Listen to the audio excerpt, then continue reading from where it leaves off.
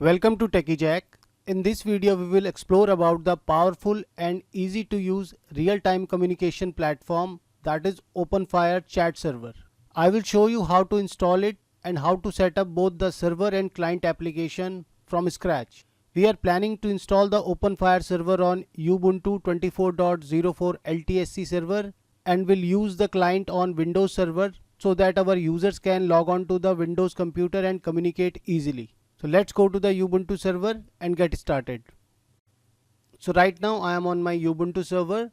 Here you can see that is 24.04 LTSC version and the IP address for this Ubuntu server is 192.68.20.100. Let me clear the screen. And our first step is to update the system first. So I will run this command sudo apt update and sudo apt upgrade -y. I will put the password. So it's updating now and it is updated. So now our second step is to install the Java because it is required for the Openfire. So I will run this command like sudo apt installed openjdk 11 version and I will hit enter.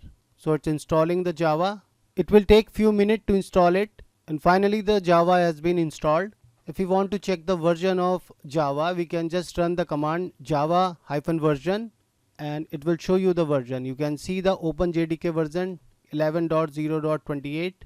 So now we can download the Openfire software and for that I will run this wget command.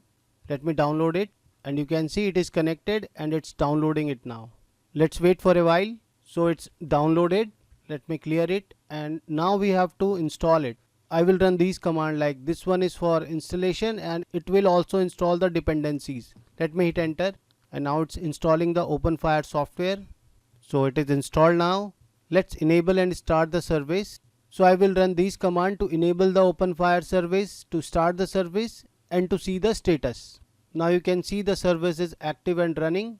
And if you are using a firewall, you have to allow these ports like 9090 and 9091 for the secure browser access. So I will allow these. So it is allowed. And now we can go to the browser and see if the Openfire is installed or not. So let me go to the Windows server and try to log on to the Openfire server. So now I am on to the Windows server. Let me open the browser. And here I will type this link, that is 192.168.20.100 is the IP of the Openfire server and 9090 is a port, that is the unsecure port, and 9091 will be used for the secure port. So let me hit enter. We will get this screen. It's asking to select the language. I will say English and will go and continue. The domain name, it's picking the server localhost name and same FQDN, and the console is 9090.9091 for the secure. So I will continue here and here you have to choose the database setting. If you are using the external database, you can choose the standard database connection or embedded one. So here I am going to use the embedded one and click on continue and I will use the default setting. I'm not going to connect it with the LDAP, though you can connect it. I have a separate video for that. You can watch that video. So right now we are just going with the default setting and click on continue.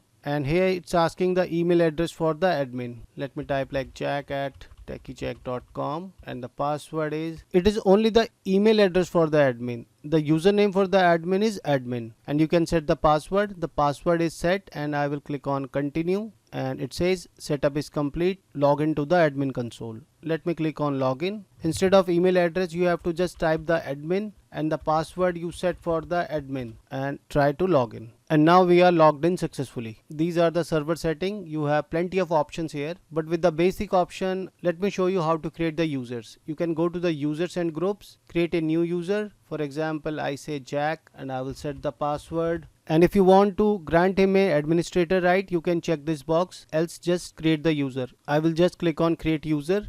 I will go to the users again, create a new user, and this time I will create the user by the name of Vic and I will set the password for this user and create user. So now you can see we have two users created, Jack and Vic. Therefore, to log on to the server, these two users need a client software, that is Spark. We will go to the Google and type the Openfire Spark download and you will get this link. So you can just download the Spark 3.0.2, select the Windows and choose this option like offline installation includes Java. So I have already downloaded it here. Let me try to install it. Click on next, next, next again and finish the installation. Same way I am also going to install this on my client machine as well. So it is finish and run the Spark. So this is the screen it will open, and I will log in with user Jack, and the domain is my IP of the Ubuntu server and the password for the user Jack, and I will log in here. You can see we are logged in, and if I go to the contact and I will say add contact, and I will say Vic here and check the name, add it. So it is pending here. I will go to the different machine and will install the Spark on second machine, and now we will try to log in with the user Vic here. The name is Vic, IP of our server and the password for the user Vic, and click on login. Yes, it's confirming that certificates. Click on yes. There is a issue with the certificate. Don't need to worry about that. You can just go to the advanced, and here in the security you have to disable the certificate hostname verification and click on OK and try to log in again. This time you will get logged in. So now we are logged in with the user Vic. Again I will say add the Jack here.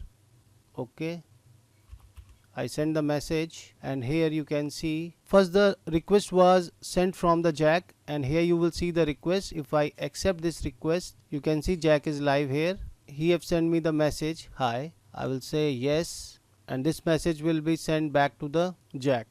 Here you can see Jack received the message yes. So here we have the communication between two users. Same way you can add the another users. This is the simple way how you can start the communication. There are many other features you can use with the Spark. You can create the chat rooms, you can create the groups, even you can transfer the files, and even many more things are there if you configure it in a more advanced way. But for the simple communication, I hope you can do that now. I hope the video was informative. Let's meet in a next video.